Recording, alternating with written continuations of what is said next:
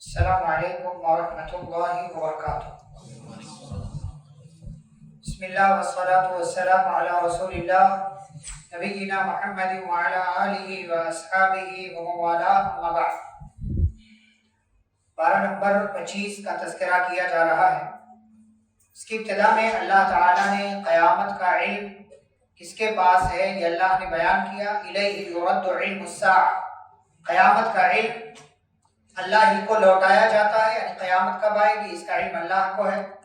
عورت کے حمل میں کون سا بچہ موجود ہے، کس طرح کا بچہ یا بچی موجود ہے، یہ بھی اللہ تعالیٰ کو معلوم ہے۔ پھر خوشی اور غم میں انسان کا کیا رویہ ہے۔ خوشی کا موقع ہوتا ہے انسان اللہ کو بھول جاتا ہے، اور غم کے موقع پر لمبی چوڑی دعائیں اللہ سے مانگتا ہے، جبکہ اصول کیا ہے کہ خوشی میں بھی اللہ کو یاد رکھو اور غم کے موقع پر بھی اللہ کو یاد رکھو۔ آفاق میں، فضاؤں میں، اسپیس میں اللہ کی کتنی نشانیاں ہیں، اللہ نے اس کا تذکرہ کیا۔ اور انسان کی اپنی باڈی میں، اپنے بدن میں کتنی نشانیاں ہیں، انسان خود غور کر لے تو اس کے لیے بات واضح ہو جائے گی کہ اللہ ہی اکیلا اور سچا معبود ہے، اس کے سوا کوئی معبود برحق نہیں۔ اس کے بعد سورۃ الشورى کا آغاز ہوتا ہے۔ شورا مطلب مشورہ، ایڈوائس۔ اس کی اہمیت کتنی ہے آپ دیکھیں کہ اس کے نام پر اللہ نے سورہ رکھ دیا۔ ابھی ہم گفتگو کریں۔ اللہ نے قرآن مجید کے نازل کرنے کا مقصد بتایا تاکہ آپ اس کے ذریعے لوگوں کو ڈرائیں، اور اللہ نے اپنا تعارف پیش کیا کہ اللہ کے بہت اچھے اچھے نام ہیں، اللہ کے اچھے اچھے نام ہیں، لہٰذا ان ناموں کے ذریعے اللہ کو پکارنا چاہیے۔ آسمان و زمین کے خزانے کی چابیاں اللہ رب العالمین کے پاس ہیں، اور اللہ رب العالمین کے علاوہ کسی اور کے پاس خزانوں کی چابیاں نہیں ہیں۔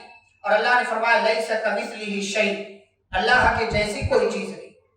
کوئی معبود ہونا تو دور کی بات ہے، اللہ کے جیسا کوئی نہیں ہے، اللہ کی جیسی کوئی چیز نہیں۔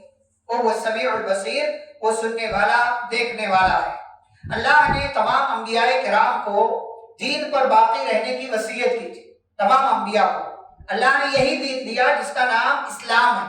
حضرت آدم علیہ السلام سے لے کر کے ہمارے آخری نبی پیارے نبی محمد صلی اللہ علیہ وسلم تک تمام نبیوں کو اللہ نے یہی دین، دین اسلام دیا۔ ہاں کچھ اصول، کچھ قوانین اور کچھ اور دیگر چیزوں میں، رولز وغیرہ میں کچھ فرق تھا۔ کسی کے لیے کوئی چیز حلال تھی، حرام تھی، کسی کے لیے، پچھلی امتوں کے لیے کوئی چیز حرام تھی، اللہ نے اس امت کے لیے حلال کر دیا۔ جیسے یہودیوں کے لیے چربی حرام تھی، ہمارے لیے چربی حلال ہے۔ اور پہلی امتوں کے لیے مال غنیمت استعمال کرنا حرام تھا، اس امت کے لیے مال غنیمت حلال ہے۔ ایسی بہت ساری چیزیں ہیں، لیکن جو بھی دین اللہ نے دیا وہ دین اسلام تھا، وہ دین اسلام تھا۔ اسی لیے دنیا کے اندر سب سے پرانا دین، دھرم اور مذہب دین اسلام ہے۔ ایک آیت ہے، اس آیت کے اندر اللہ نے 10 باتیں ذکر کی۔ ایک آیت میں 10 باتیں، 3 لائن کی آیت۔ اللہ نے فرمایا فَلِذَلِكَ فَادْعُوا، اے نبی صلی اللہ علیہ وسلم آپ اسی دین کی طرف لوگوں کو بلائیے، یعنی جو دین اسلام۔ نمبر 2 وَاسْتَقِمْ كَمَا أُمِرْتَ، اور آپ بھی اسی دین پر باقی رہیے جیسا کہ آپ کو حکم دیا گیا۔ نمبر 3 وَلَا تَتَّبِعْ أَهْوَاءَهُمْ، لوگوں کی مرضی کے مطابق زندگی نہ گزاریے۔ نمبر 4 وَأُمِرْتُ لِأَعْدِلَ بَيْنَكُمْ، آپ لوگوں سے یہ کہہ دیجئے کہ مجھے اس بات کا حکم دیا گیا ہے کہ میں تمہارے درمیان عدل کروں، انصاف کروں۔ نمبر 5 اللہ ربنا وربکم، اللہ ہمارا اور تمہارا رب ہے۔ نمبر 6 لنا اعمالنا ولکم اعمالکم، ہمارے لیے ہمارا عمل، تمہارے لیے تمہارا عمل۔ نمبر 7 لا حجت بیننا وبینکم، ہمارے اور تمہارے درمیان کوئی حجت نہیں، کوئی بحث نہیں۔ اللہ یجمع بیننا، اور اللہ رب العالمین ہی ہم سب کو جمع کرنے والا ہے۔ وَإِلَيْهِ الْمَصِيرُ، اور اسی کی طرف لوٹ کر کے جانا ہے۔ تو اللہ نے تقریباً ایک آیت میں 10 باتیں بیان کی ہیں۔ یہ تمام باتیں عقائد سے متعلق ہے، دین کی بنیادی چیزوں سے متعلق ہے۔ ہمیں اسی دین کو اختیار کرنا ہے، اسی دین کی باتوں پر عمل کرنا ہے۔ آخرت اور دنیا کا اللہ نے تذکرہ کیا کہ کچھ لوگ ہیں جو اللہ سے آخرت مانگتے ہیں تو ان کی آخرت اچھی بنا دیتا ہے اللہ۔ کچھ لوگ ایسے ہیں جو صرف اللہ سے دنیا مانگتے ہیں تو ان کی دنیا اچھی بن جاتی ہے، لیکن وَمَا لَهُ فِي الْآخِرَةِ مِن نَصِيبٍ، ایسے لوگوں کا آخرت میں کوئی حصہ نہیں۔ اسی لیے سب سے پیاری دعا جو نبی صلی اللہ علیہ وسلم مانگتے تھے کیا ہے؟ ربنا آتنا فی الدنیا حسنہ وفی الآخرۃ حسنۃ وقنا عذاب النار، اللہ نے کسی کو امیر بنایا، کسی کو غریب بنایا. کیوں؟ اس سے پہلے بھی ہم نے جواب دیا. کیا مقصد ہے؟ آزمائش. ایک مقصد تو یہ ہے آزمائش کہ مالدار مال پانے کے بعد اس مال کا صحیح استعمال کرتا ہے کہ نہیں کرتا، اللہ کا شکر ادا کرتا ہے کہ نہیں کرتا. اور غریب اپنی محتاجی پر جو اللہ کا فیصلہ ہے اس پر صبر کرتا ہے کہ نہیں کرتا ہے، اور ساتھ ہی ساتھ وہ اپنی غریبی دور کرنے کے لیے کوشش کرنے کے بجائے کہیں حرام راستہ تو اختیار نہیں کرتا. اس لیے اللہ نے کسی کو امیر کسی کو غریب بنایا. یہاں ایک اور چیز اللہ نے بتائی کہ اگر اللہ سب کو مالدار بنا دیتا، کوئی کسی کا ضرورت مند نہ ہوتا. ظاہر سی بات ہے ہم مال کیوں کماتے ہیں؟ تاکہ ہماری ضرورت ختم ہو جائے، تاکہ ہم اپنے کام میں اس پیسے کا اس مال کا استعمال کر سکیں. اب اللہ سب کو دے دیتا تو کسی کو کسی کی ضرورت نہیں رہتی. مجھے آپ کی ضرورت ہے، آپ کو میری ضرورت. اگر سب کو سب دے دیا جاتا تو یہ ضرورت باقی نہیں رہتی، اور جب ضرورت باقی نہیں رہتی تو کیا ہوتا؟ لبغوا فی الارض، لوگ زمین میں فساد مچاتے. آپ کے گھر کا کام کوئی نہیں کرتا. وہ کام جو آپ کرنا نہیں چاہتے ہیں نا، وہ کام کرنے والا کوئی ملتا ہی نہیں. کیوں؟ اس لیے کہ آپ کے گھر کی جو صفائی کرنے آتا ہے، آپ کے محلے کا گھر کا کچرا جو لے کر کے جاتا ہے، وہ کام آپ خود نہیں کرتے تو کون کرتا؟ بھائی وہ کام جو کر رہا ہے اس کو ضرورت ہے پیسے کی، اس لیے وہ کر رہا ہے. اگر اس کی ضرورت پہلے سے مکمل ہے تو وہ نہیں کرے گا. تو بہت سے ایسے کام ہیں، بہت سی ایسی چیزیں ہیں کہ آپ کو غریب کی ضرورت ہے، غریب کو امیر کی ضرورت ہے. ایک شاعر نے بڑا اچھا شعر کہا، ضرورت توڑ دیتی ہے غرور بے نیازی کو. آپ کو ضرورت ہے اس لیے آپ کے اندر بہت دفعہ غرور نہیں آتا. ضرورت توڑ دیتی ہے غرور بے نیازی کو، نہ ہوتی کوئی مجبوری تو ہر بندہ خدا ہوتا.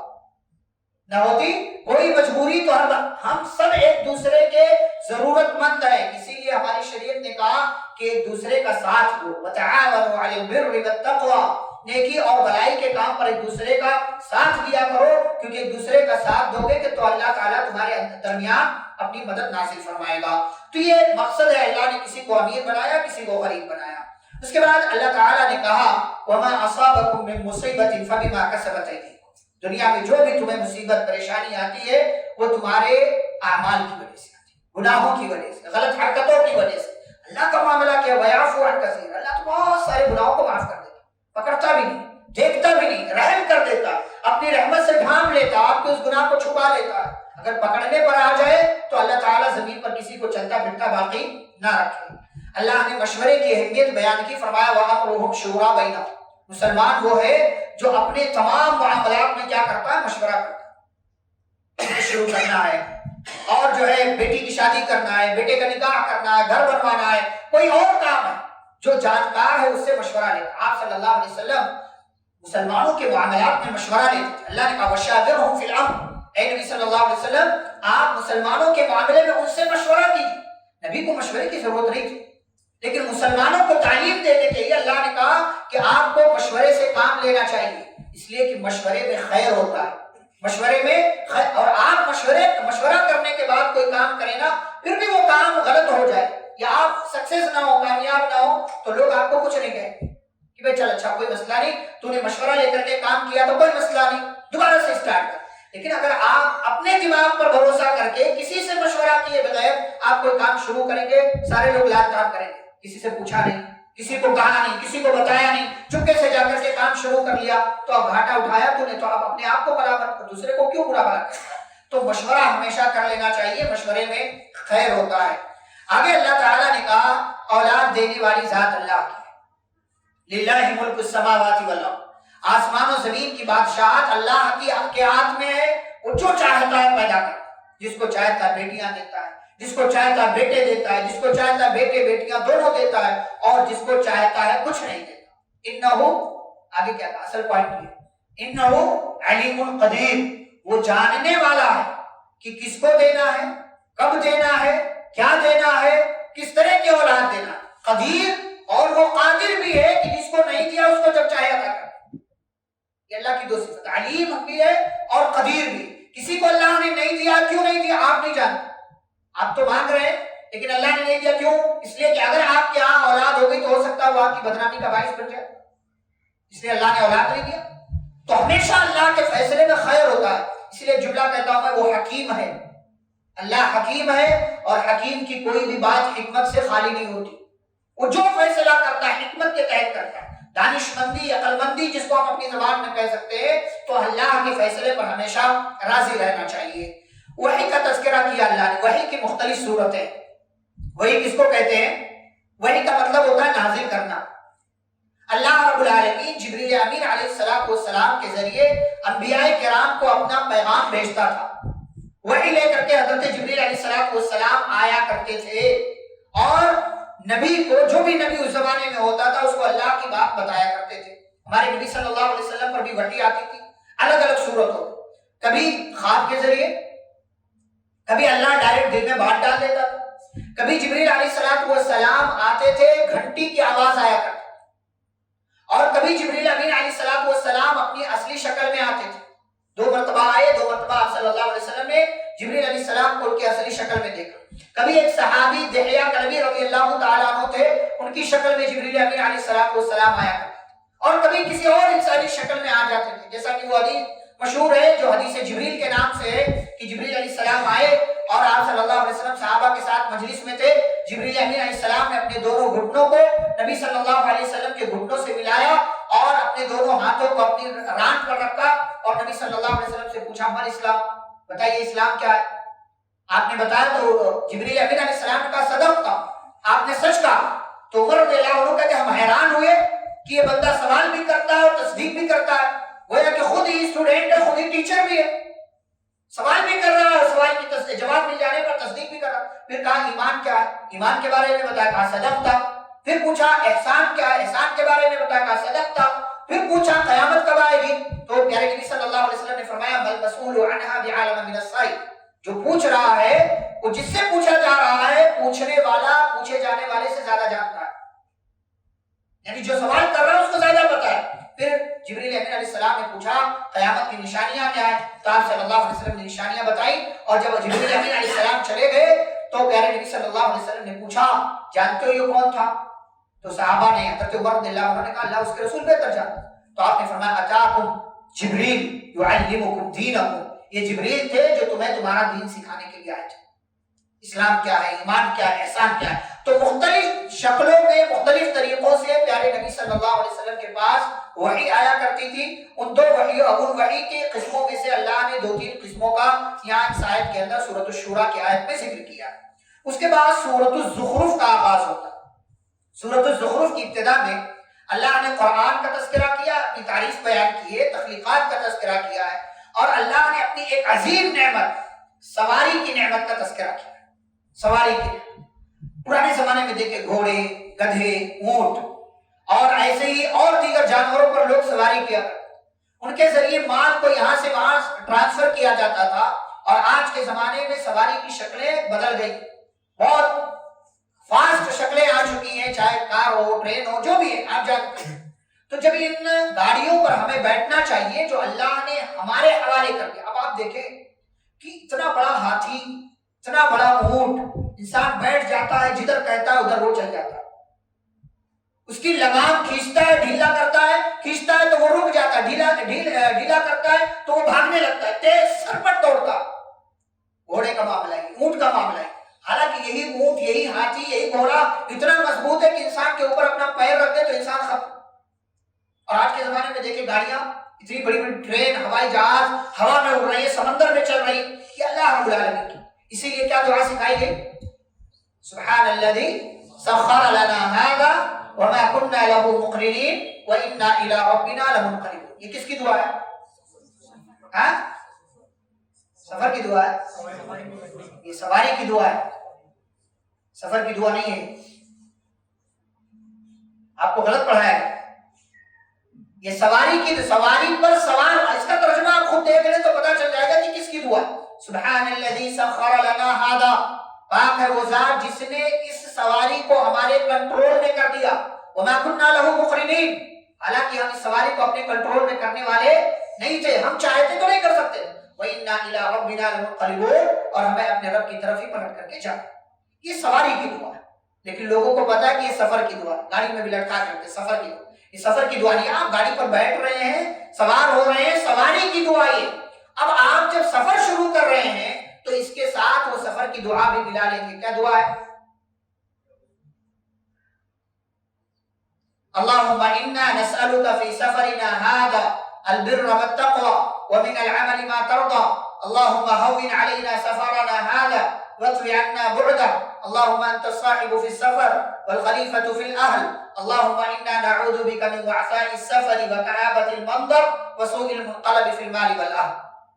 آپ صلی اللہ علیہ وسلم جب نکلتے تھے سفر پر تو سب سے پہلے اللہ اکبر اللہ اکبر اللہ اکبر اور اس کے بعد سواری پر سوار ہو کر کے سبحان اللہ پڑھتے تھے اور اس کے بعد سفر شروع ہوا تو یہ پوری دعا پڑھتے تھے. واپس آتے تھے تو اس میں صرف اتنا شامل کر لیتے تھے آئبونا تائبونا عابدونا لربنا حامدون. تو جب بھی سفر پر نکلے اس دعا کا لازماً اہتمام کریں اور تاکہ آپ سفر کی صعوبتوں سے پریشانیوں سے تکلیف سے اور تمام تک سفر کو جہنم کا ٹکڑا کہا جاتا ہے. مصیبتیں آج کے زمانے میں تو آسانی ہو گئی ہے لیکن پھر بھی سفر ہی ہوگا. جانے کیسے کیسے لوگ ملاقات کر لیں, کیسے لوگوں سے ملاقات ہو جائے, کیا حالات پیدا ہو جائے, ایکسیڈنٹ وغیرہ بہت ساری چیزیں ہو سکتی. تو اس لیے کہا گیا جب بھی سواری پر سوار ہو دعا پڑھو اور جب سفر پر نکلو تو سفر کی دعا پڑھ لیا کرو. اس کے بعد اللہ نے اس بات کا تذکرہ کیا کہ اللہ کے ذکر سے اعراض کا انجام کیا. اگر آپ اللہ کے ذکر سے منہ موڑتے ہیں اللہ آپ کے حوالے ایک شیطان کر دیتا ہے. وہ شیطان پٹی پڑھاتا ہے, گھماتا ہے, جھانسے دیتا ہے, مکر کر کے آپ کو برائی کی طرف لے جاتا ہے اور انسان یہ سمجھتا ہے کہ مجھ سے زیادہ ہدایت والا کوئی نہیں. اب دیکھیں شرک کرنے والے جتنے ہیں, شرک کرنے والے اپنے عمل کو سب سے اچھا سمجھتے ہیں. یہی اصل دین ہے کہ ولیوں کو پکارا جائے, نبیوں کو پکارا جائے. یہ سب شیطان نے ایسا پورا جال بن رکھا ہے کہ یہ لوگ یہ سمجھتے ہیں ہم سے زیادہ ہدایت والا کوئی بھی نہیں ہے. تو یہ اللہ کے ذکر سے اعراض کا انجام ہے.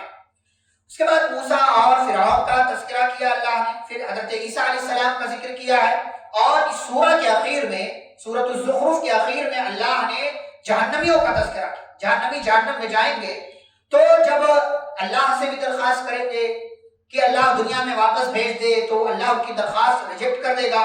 پھر جو ہے تھوڑے سے یہ جہنم میں رہیں گے تو ان کی چمڑی جب جلے گی تو سوچیں گے کہ نہیں اب تو مر جائیں گے, چمڑی جل جائے گی تو ختم معاملہ, لیکن اللہ دوسری چمڑی لگا دے گا, دوسری جلد لگا دے گا. تو پھر یہ کہیں سے بھی راستہ نہیں پائیں گے تو جہنم کے داروغہ کو کی سفارش لگوائیں گے, کہیں گے یا مالک اے مالک لیقضی علینا ربک, اپنے رب سے کہہ دو کہ ہمیں موت دے دے. تو جہنم کا داروغہ مالک کہے گا انکم ماکثون, تمہیں یہی رہنا, نہیں نکالے جاؤ گے, اس لیے کہ اب موت کو بھی موت آ چکی ہے, اب تمہیں دوبارہ سے موت کے مرحلے سے نہیں گزارا جائے گا. اس کے بعد سورۃ الدخان کا آغاز. سورۃ الدخان, دخان مطلب دھواں. اس کی ابتدا میں اللہ نے مبارک رات کا تذکرہ کیا. یہ مبارک رات کون سی ہے؟ لیلۃ القدر. اس لیے کہ اللہ نے کیا فرمایا انا انزلناہ, ہم نے اس قرآن کو نازل کیا. کس رات میں؟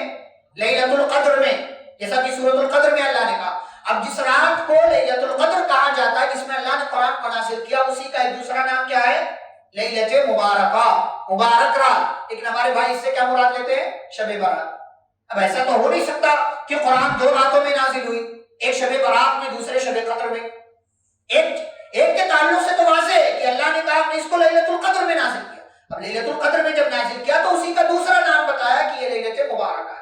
ایک تو قدر والی رات ہے یہ کہ اس کا نام اللہ نے رکھا, اور دوسرے کی مبارک رات ہے. کیسے مبارک رات ہے, کیسے برکت ملتی ہے؟ اس لیے کہ ایک رات کی عبادت 1000 مہینوں کی عبادت سے بہتر ہے. اس سے زیادہ برکت کیا ہو سکتی ہے؟ تو مبارک رات سے مراد لیلۃ القدر ہے, شب قدر ہے, شب برات نہیں ہے.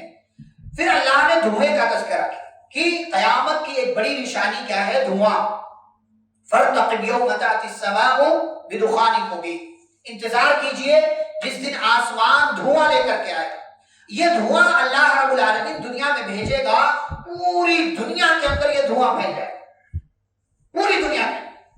جس کے پاس جتنا ایمان ہوگا اپنے ایمان کے حساب سے وہ اس دھوئے میں ملوث ہوگا, اور جس کے پاس ایمان نہیں ہوگا وہ جو ہے مکمل طور سے اس دھوئے کی چپیٹ میں آ جائے گا اور وہ بے ہوشی کی کیفیت میں پہنچ جائے گا. سارے لوگ پریشان ہوں گے کہ اللہ یہ کیا ماچ رہا ہے, یہ کیا عذاب آیا ہوا ہے. جو پکا مومن ہوگا, پیارے نبی صلی اللہ علیہ وسلم نے فرمایا جیسے زکام آتا ہے، نزلہ ہوتا ہے اور پھر چلا جاتا ہے، ایسے ہی اس دھوئے کی وجہ سے مومن کو بس اتنی ہی تکلیف کا احساس ہوگا، باقی تمام کافروں کو اللہ اس دھوئے کی چپیٹ میں لے گا۔ مومن دعا کریں گے کہ اللہ اس دھوئے کو ہٹا دے یہاں سے، اور جو کافر ہے وہ بھی دعا کرے گا کہ اللہ اس دھوئے کو یہاں سے ہٹا دے، عذاب کو وعدہ کرتے ہیں کہ ہم ایمان لے آئیں گے۔ اللہ کیا کہتے ہیں، جب عذاب آ جائے تو ایمان لانے کا کوئی فائدہ نہیں ہوا کرتا ہے، بلکہ عذاب کے آنے سے پہلے تمہیں ایمان لانا چاہیے۔ تو یہ قیامت کی ایک بڑی نشانی ہے کہ اللہ تعالیٰ پوری دنیا کے اندر دھواں بھیجے گا جو آسمان سے آئے گا۔ اس سورہ کے آخر میں اللہ نے برے اور نیک لوگوں کا بدلہ بتایا، برے لوگوں کا انجام اللہ نے ذکر کیا، فرمایا قیامت قائم ہوگی، اس کا ایک ٹائم فکس ہے، قیامت آئے گی، اس دن کسی کو کسی کی سفارش کوئی کام نہیں آنے، ہاں اس پر اللہ رحم کرے، الا من رحم اللہ۔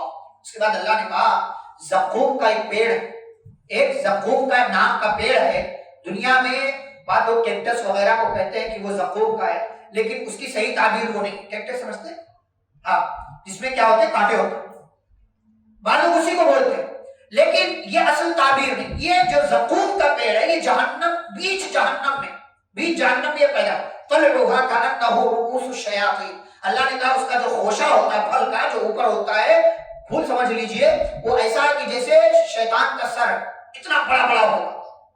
تو یہی زقوم کا پیڑ گنہگاروں کو جہنم میں کھانے کے لیے دیا جائے، اور یہ ہوگا کیسے دکھنے میں، ایک دم کالا، ایک دم بلیک، ڈارک بلیک۔ کبھی آپ نے تیل دیکھا ہے جس کو دکان والا ہوٹل میں اسی میں جو ہے فرائی کرتا ہے سب کچھ، وہ تیل کی پوری شکل بدل جائے، بلیک، اور نیچے جو مواد بیٹھتا ہے جو پورا تیل ہٹاتا ہے، اور اس کی کڑاہی میں برتن میں جو نیچے مواد ہوتا ہے کالا سا، اللہ نے فرمایا ویسے ہی دکھتا ہے، کلمحل، بالکل تلچھٹ اس کو بولتے ہیں جو تیل کے نیچے والا حصہ ہوتا ہے۔ اس کو کھانے کے لیے دیا جائے گا اس مجرم کو، جہنمی کو، وہ پیٹ میں پہنچتے پورے نظام کو درہم برہم کر کے رکھتے، آنتیں جو ہے پھاڑ کر کے رکھتے، یغلی فی البطون، اور اس کی وجہ سے اس کے پیٹ میں گڑگڑاہٹ ہوگی، پیٹ کھولے گا ایسے جیسے گرم پانی کھولتا ہے۔ جب وہ اس کی تکلیف محسوس کرے گا تو بعض دفعہ جیسے ہوتا ہے کھانا اٹک جائے، پانی مانگتے ہیں تو اس کو لگے گا کہ یہ اٹک گیا، اس کی وجہ سے میرے اندر پیٹ میں مسئلہ ہو رہا ہے، وہ پانی مانگے گا۔ اللہ کہتے ہیں مصوب فوق رأسہ من عذاب الحمیم، اس کو پینے کے لیے گرم گرم پانی دیا جائے گا، اور کیا کہا جائے گا، ذوق لے یہ جہنم کا عذاب ہے، اس کا مزہ چکھ، دنیا میں تو بڑا جو ہے اپنے آپ کو بہت عظیم سمجھتا تھا، اپنے آپ کو عزت دار سمجھتا تھا، آج تجھے اس عذاب سے گزارا جا رہا۔ وہیں پر اللہ نے متقیوں کا بدلہ بتایا، فرمایا متقی لوگ یہ امن والی جگہ میں ہوں، اور ظاہر سی بات ہے جنت سے زیادہ امن والی جگہ کوئی نہیں۔ اللہ نے فرمایا یہ جنتوں میں ہوں، چشموں میں ہوں گے، انہیں اللہ تعالی ریشم کا لباس دے گا پہننے کے، ریشم کا لباس، انہیں سونے کے کنگن پہنائے جائیں گے، اساور من ذهب ولؤلؤا، سونے کے بھی اور موتی کے بھی کنگن پہنائے جائیں گے، انہیں ریشم کا لباس پہنایا جائے گا تمام لوگوں۔ آج مردوں کے لیے حرام ہے، عورتیں استعمال کر سکتے، لیکن اللہ تعالی جنت میں مردوں کو بھی عورتوں کو بھی ریشم کا، وہ جنت کا ریشم شاندار، موٹا ریشم بھی باریک ریشم بھی اللہ تعالی لباس پہنائے گا، اور مردوں کی شادیاں کرے گا، وزوجناہم بحور عین، حور عین سے۔ اب یہاں پر ایک سوال ہمارے یہاں بہت بعض دفعہ آتا ہے کہ مرد کو حوریں ملے گی تو عورت کو کیا ملے گا، یعنی سوال آتا ہے، کل اس سوال کا انشاءاللہ سورۃ الواقعہ کے حوالے سے ہم جواب دیں گے، وہاں بھی حوروں کا تذکرہ ہے۔ تو اللہ تعالیٰ ان حوروں سے مردوں کی شادی کرائے گا، اور پھر جنت میں ان جنتیوں کے لیے وہ تمام چیزیں ہوں گی جن کی یہ لوگ خواہش کریں گے۔ اللہ کہتے لا یذوقون فیہا الموت، اس کے اندر موت نہیں آئے گی، الا الموتۃ الاولی، سوائے پہلے، یعنی جو پہلے موت آ چکی ہے اب اس کے بعد نہ جنتیوں کو کوئی موت آئے گی اور نہ جہنمیوں کو کوئی موت آنے والی ہے۔ اس کے بعد اس پارے کی آخری سورہ سورۃ الجاثیہ کا آغاز ہوتا ہے۔ اس کی ابتدا میں بھی اللہ نے قرآن کا تذکرہ کیا، اپنی نشانیوں کا تذکرہ کیا، اور نشانیاں ذکر کرنے کے بعد اللہ نے فرمایا کہ اللہ کی نشانیوں پر ایمان نہیں لائیں گے تو کس پر ایمان لائیں گے؟ ویل لکل افاک اثیم، اللہ نے فرمایا کہ ہر جھوٹ بولنے والے گنہگار کے لیے کیا ہے، ویل نام کی جگہ جو جہنم کی ایک وادی ہے۔ اللہ تعالیٰ ان جھوٹ بولنے والوں کو یا اللہ کی باتوں کو جھٹلانے والوں کو اس ویل نامی وادی میں جہنم کی کھائی میں ڈال دے گا، دنیا میں انہوں نے اللہ کی آیتوں کو سنا، تلاوت بھی سنی اور تفسیر بھی سنا، ترجمہ بھی سنا، لیکن پھر ایمان نہیں لائے، تکبر کا راستہ اختیار کیا۔ اللہ نے فرمایا ایسے لوگوں کے لیے بڑا عذاب ہے اور ایسے لوگوں کے لیے رسوا کر دینے والا عذاب ہے۔ پھر اللہ نے اپنی تعریف ذکر کی اور پھر اللہ نے ایک بڑی اہم بات بتائی۔ آج ہم کیا کرتے ہیں؟ لوگوں کو خوش کرنے کے لیے ہم کام کرتے ہیں۔ شادیوں میں ہمارے یہاں آج کل بس یہی چل رہا ہے، لوگوں کو خوش کرنا۔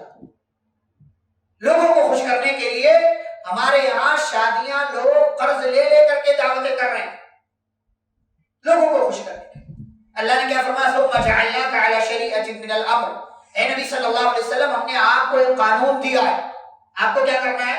فاتبعھا، اسی قانون پر چلنا، اسی شریعت پر چلنا۔ ولا تتبع اهواء الذین لا يعلمون، اور آپ ان لوگوں کی مرضی کے مطابق نہ چلے جنہیں کچھ پتہ نہیں، یعنی لوگوں کی مرضی کے لیے کرنا۔ لوگ کیا کہیں گے، لوگ کیا بولیں گے، لوگ کیا سوچیں گے؟ بیٹی کو پانچ ہی کپڑے میں رخصت کر دیا، لوگ کیا بولیں گے کہ یہی کپڑا اس کو ملا تھا پہن کر کے آنے کے لیے، لوگ کیا بولیں گے کہ یہ لوگ اتنے کم تعداد میں آئے، لوگ کیا بولیں گے کہ بس ایک آئٹم جو ہے دعوت میں ولیمے میں بنوایا ہے، لوگ کیا کہیں گے؟ اس چکر میں ہمارا پورا معاشرہ جو ہے بگڑا ہوا۔ اللہ نے فرمایا لوگوں کی مرضی کے مطابق نہیں چلنا ہے۔ کیوں؟